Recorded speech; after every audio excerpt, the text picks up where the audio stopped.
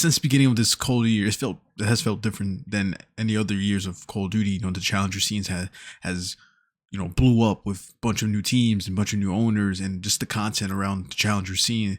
And that's something positive. Challenger scene has been under swept under the rug these past couple of years since the creation of the CDL. So seeing that pop off to the extent that it is, it's something amazing to see, and it just helps with the league itself, helps with the fans, the players, the drama, the viewership, everything like that. So you want something like that to come in, and where you have the Mercules, the Shotsies, the Simps, the underrated players, and trying to make it to the top. And the season has been really entertaining. It hasn't even it just started, but has been really entertaining with the content wise, and the watch parties, and the matches, and the teams, and the players. So that's something you really want to see.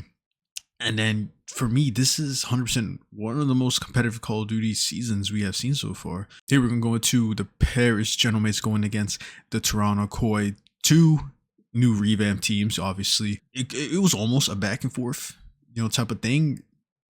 Paris Gentlemen were 100% outslaying. They were winning each rotation. They were getting the kills. They were winning pretty much everything there.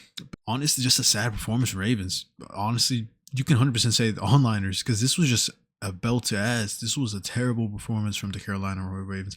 After dropping a slasher and picking up Exceed, they looked like one of the best teams. They were winning.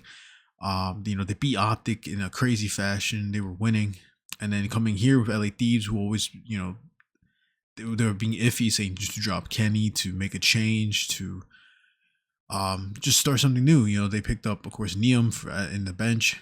They wanted to swap. Never happened. Of course, it's not going to happen. It's only been just qualifiers.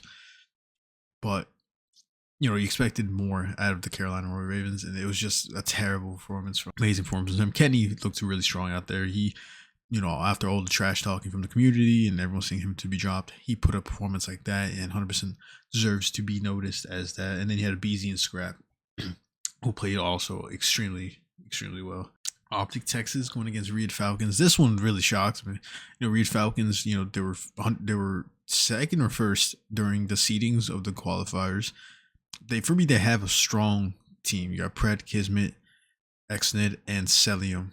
And these past couple of weeks, Falcons were looking like the team. They were finally, slowly molding into that high caliber team. Boom, they got top seeding, so that's really important for them. And then coming to this match, is it an online thing? Because they got belt ass to Optic in another embarrassing way. 250, 135 on hardpoint.